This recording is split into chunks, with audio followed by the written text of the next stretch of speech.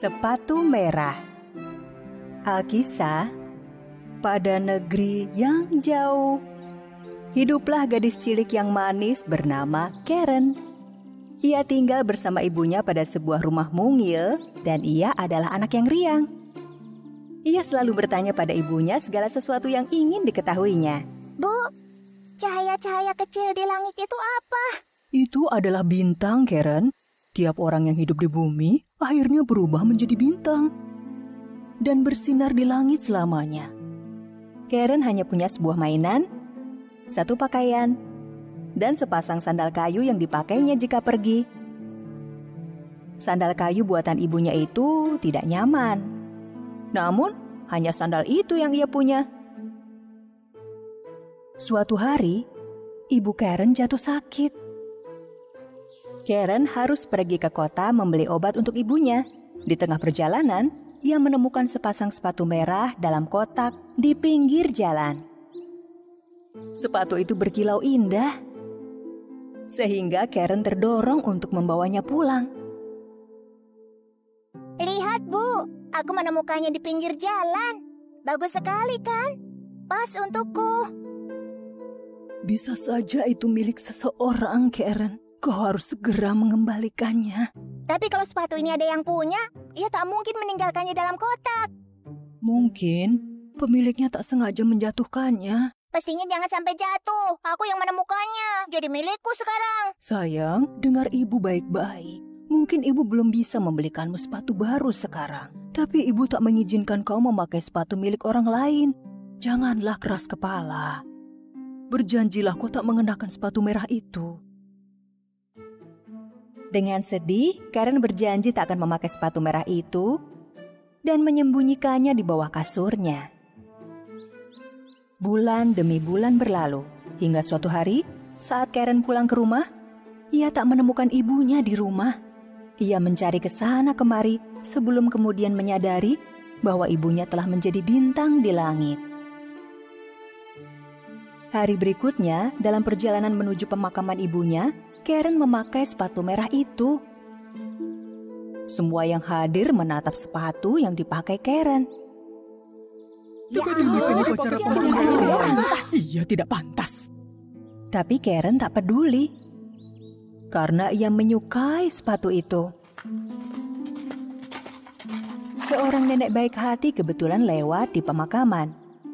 Nenek tersebut mengetahui gadis cilik itu kini yatim piatu dan berniat mengadopsinya. Ikut denganku, gadis cantik. Akan nenek lakukan yang terbaik untukmu agar menjadi sukses dan cantik kelak kau dewasa. Jadilah Karen hidup bersama nenek itu selama bertahun-tahun lamanya. Karen, kau memakai sepatu itu terus-menerus sejak ibumu dimakamkan. Copotlah sepatu itu. Sudah sangat kotor. Tidak, aku menyayangi sepatu merahku. Oh, Karen, jangan keras kepala begitu. Ayo, ganti sepatumu. Nenek berjanji akan belikan yang lebih bagus.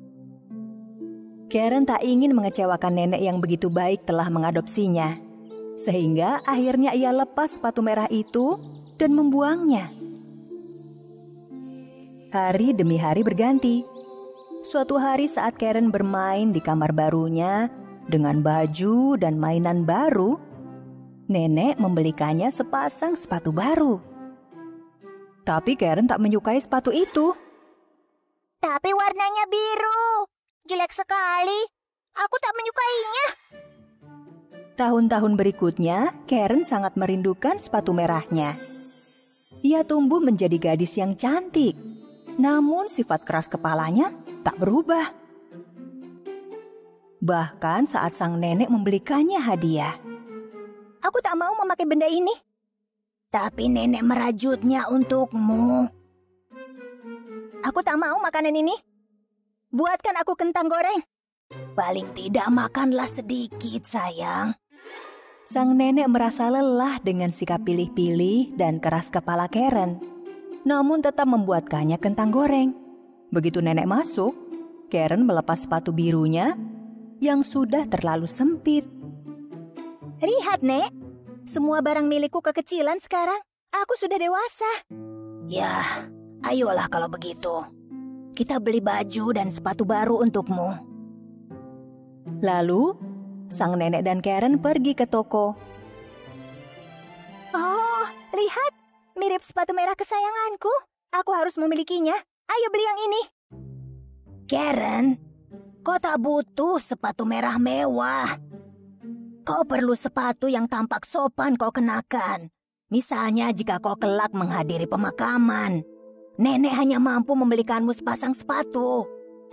Kita beli sepatu hitam, lalu pulang. Nenek sudah lelah. Aku tak peduli. Jika nenek tak membelikan 2 pasang sepatu, aku bertelanjang kaki saja mulai saat ini. Gadis kecil. Andai saja kau tak keras kepala. Nenek membelikan sepatu hitam untuk Karen dan menghabiskan sisa uangnya untuk membelikan Karen sepatu merah berkilau itu juga. Mereka harus pulang berjalan kaki. Kaki sang nenek terasa sakit selama perjalanan dan ia tak sanggup mengikuti si manja Karen. Dan Karen tak peduli. Ia berjalan pulang mengenakan sepatu merahnya. Satu hari, nenek mengatakan pada Karen bahwa mereka harus hadir pada pemakaman di kota. Karen, pastikan kau memakai sepatu hitammu. Kalau tidak, kau akan dianggap tidak sopan di pemakaman. Karen menatap sepatu hitamnya di kamar, lalu menatap sepatu merah itu juga. Ia memilih memakai sepatu merah. Kala meninggalkan rumah, ia menutupnya dengan gaun. Sehingga nenek tak melihat sepatunya. Namun di pemakaman, semua orang melihat sepatu Karen. Berkilauan di bawah gaunnya. Mereka membicarakan Karen dan sepatu merahnya di pemakaman. Dan betapa tak sopannya yang mengenakannya. Begitu gunjingan mereka sampai ke telinga sang nenek, ia menjadi marah. Karen, kau tak dengar apa kata nenek dan memakai sepatu itu lagi. Kau ini keras kepala, Karen. Tunjukkan rasa hormatmu. Seorang bangsawan muda nan tampan kebetulan lewat dan terpesona dengan kecantikan Karen. Ia mendekatinya dan berlutut lalu memberikan pujian padanya. Oh, kau sangat cantik dan begitu lembut memakai sepatu indah ini. Tuanku, kau membuatku tersipu. Kau pasti pandai berdansa. Aku mengundangmu untuk hadir pada pesta dansa di istana malam ini. Datanglah. Begitu gembira dengan tawaran bangsawan itu, Karen mulai menari. Namun beberapa saat kemudian, ia tak dapat berhenti menari. Mengapa aku tak bisa berhenti menari? Apa yang terjadi? Karen meninggalkan sang nenek dan bangsawan itu tatkala ia menari. Karen, kembalilah. Meski beberapa saat sang bangsawan mengejarnya, ia akhirnya kehilangan Karen. Sepatu merahnya menjadi lebih keras kepala daripada Karen sendiri. Sepatu itu membawanya hingga ke puncak gunung dan membuatnya terus menari siang malam selama 3 hari. Kaki Karen terasa sangat sakit, sehingga ia berteriak tiap kali melangkah. Meski terjatuh di lumpur dan duri-duri tajam menancap, sepatu itu tetap menari. Cukup. Aku sangat lelah. Aku tak akan bersikap keras kepala lagi. Aku berjanji. Berhentilah. Tolong berhentilah. Berhenti. Begitu Karen berjanji tak akan keras kepala lagi, sepatu merah terlepas dari kakinya dan Karen terjatuh ke tanah. Sepatu merah itu terus menari tanpanya. Karen menemukan tongkat dan pulang dengan berjalan pincang kesakitan. Kakinya sakit sekali. Ia menangis bahagia begitu melihat rumahnya. Sang nenek menyambutnya di depan pintu. Mereka pun berpelukan. Aku tahu aku keras kepala. Namun aku berjanji tak akan seperti itu lagi, Nek. Begitu Karen mengubah sikapnya, keadaan menjadi lebih baik. Satu hari, seseorang mengetuk pintu. Ia adalah sang bangsawan tampan. Karen, akhirnya kita bertemu. Aku berusaha mengejarmu, tapi kau menari begitu cepat. Bagaimana kau melakukannya? Karen gembira melihat kehadiran bangsawan muda nan tampan itu. Saat itulah cinta Karen dan bangsawan muda bersemi. Begitu meninggalkan sikap keras kepalanya, Karen hidup dengan lebih tenang dan bahagia. Pada zaman dahulu, hiduplah seorang raja yang memiliki 12 putri cantik. Ke-12 putri ini tinggal bersama di kamar yang cantik dan besar. Raja melindungi putri-putrinya dengan sepenuh hatinya, dan saat waktunya tidur di malam hari, putri-putrinya tidak diizinkan keluar.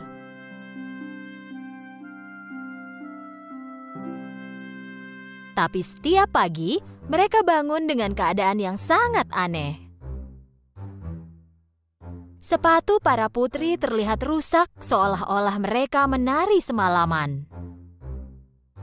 Raja harus membelikan sepatu baru setiap hari. Tetapi keesokan harinya, sepatu tersebut selalu rusak. Raja atau anak buahnya di kastil tidak dapat memecahkan misteri sepatu itu. Bagaimana ini bisa terjadi? Bagaimana sepatu baru menjadi rusak hanya dalam waktu semalam? Yang mulia, kami tak bisa mengerti. Akhirnya raja berkata, Siapapun yang memecahkan misteri tentang sepatu putri-putriku dapat menikahi putri pilihannya, menjadi menantuku, dan akan menjadi raja setelah aku mati nanti. Tetapi dia hanya punya waktu 3 hari 3 malam untuk memecahkannya. Jika tidak, dia akan dipenjara seumur hidup. Banyak pemuda di kerajaan itu dan bahkan pangeran dari kerajaan lain datang ke kastil. Mereka menjaga pintu kamar 12 putri. Tetapi setelah beberapa hari, tak seorang pun yang dapat memecahkan misteri itu.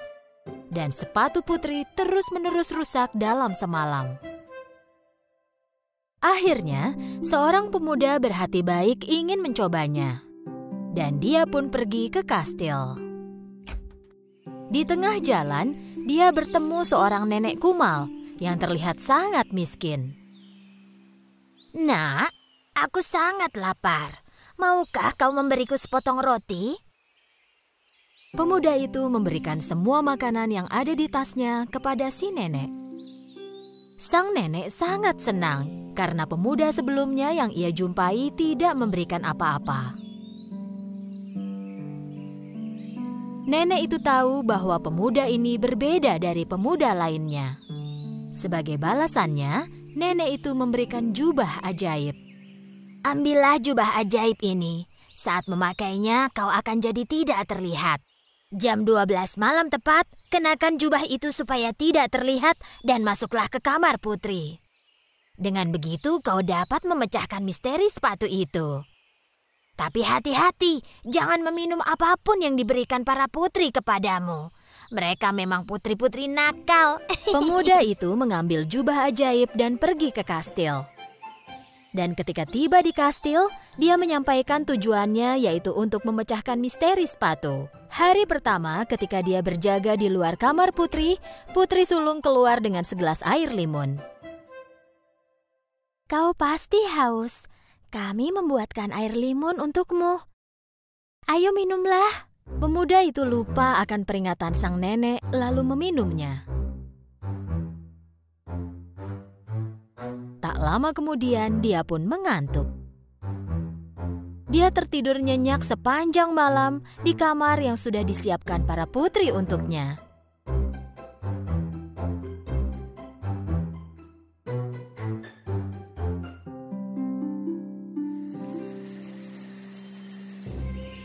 Ketika pagi datang, pemuda itu bangun dengan panik.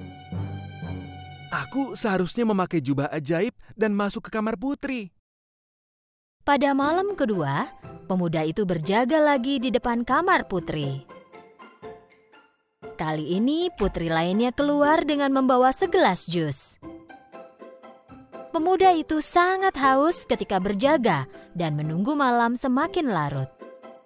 Tanpa berpikir, ia pun meminum semua jus yang diberikan kepadanya. Dan tentu saja, dia pun tertidur lagi. Keesokan paginya saat bangun, ia pun ingat pesan sang nenek. Hati-hati, jangan minum apapun yang diberikan putri kepadamu. Pasti ada obat tidur dalam minuman yang diberikan putri itu.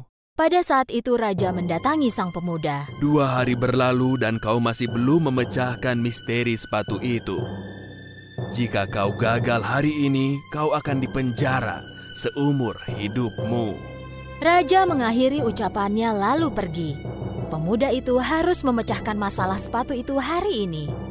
Malam itu untuk terakhir kalinya, pemuda itu berjaga di depan pintu kamar putri. Kali ini putri bungsu keluar dengan membawa segelas jus jeruk. Tetapi sang pemuda sekarang sadar, dia mengambil gelasnya, mengucapkan terima kasih kepada putri. Dan ketika putri itu pergi, dia membuang jus jeruk itu ke pot di sampingnya. Kali ini dia berdiri tegak. Malam semakin larut dan tengah malam pun tiba. Pemuda itu memakai jubahnya dan dia segera menjadi tidak terlihat. Perlahan dia membuka pintu dan tidak percaya pada apa yang dia lihat. Semua putri mengenakan pakaian dansa tercantik mereka. Rambut tertata dan wajah dirias cantik sambil mengenakan sepatu baru. Coba lihat apakah pemuda di depan pintu itu sudah tidur? Salah seorang putri membuka pintu dan melihat keluar. Dan putri lainnya menempelkan telinganya ke dinding. Pada saat itu, sang pemuda tahu dia harus mengeluarkan suara mengorok.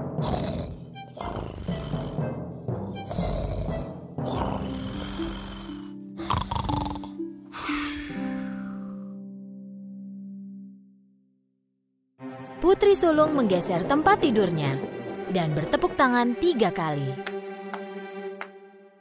Sebuah jalan rahasia terbuka di bawah tempat tidur itu. Sang pemuda tidak percaya apa yang dia lihat. Satu persatu semua putri memasuki jalan rahasia itu. Dan pemuda itu pun mengikuti dari belakang. Jalan rahasia itu menuju ke sebuah tangga dengan ratusan anak tangga menuju ke bawah.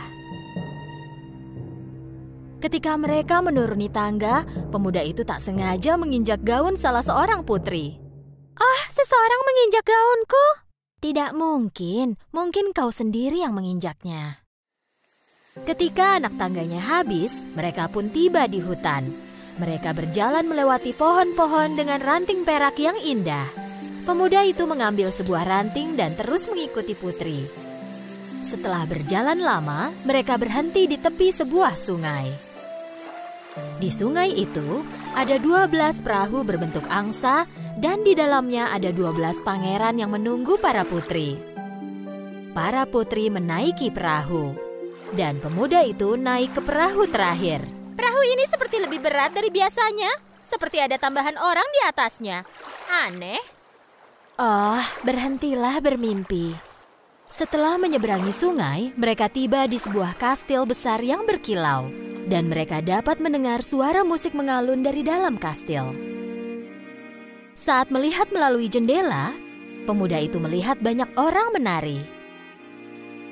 Begitu mereka memasuki kastil, para putri pun mulai menari. Mereka tak pernah terlihat lelah dan terus menari. Tentu saja sepatu mereka mulai rusak. Sang pemuda tidak kuasa menahan lapar lagi. Jadi dia mengambil sepotong kue di meja dan mulai makan. Putri bungsu melihat hal ini. "Hei, kueku! Melayang seperti ada orang tak terlihat memakannya." "Sudahlah, jangan bicara ngawur." Pemuda itu mengambil cangkir emas dari meja tanpa ada yang memerhatikan. Para putri menari sampai pagi. Para putri menaiki perahu, menyeberangi sungai. Berjalan menembus hutan, menaiki tangga yang sangat panjang, dan akhirnya kembali ke kastil. Tetapi sepatu mereka sudah rusak seperti biasanya. Pemuda itu sangat senang karena akhirnya dapat memecahkan misteri sepatu yang rusak.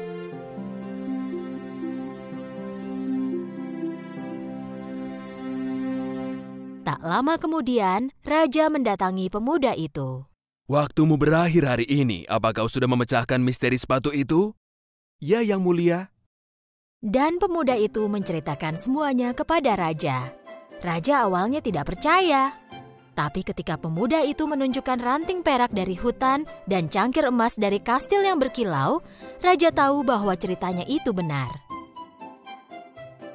Dan raja menepati janjinya dan mengizinkan pemuda itu untuk menikahi salah seorang putrinya. Pemuda itu mengatakan bahwa ia ingin menikahi putri bungsu. Kedua-belas putri penari sangat tidak senang karena rahasia mereka terbongkar. Tetapi sang pemuda dan putri bungsu menikah dan hidup bahagia selamanya.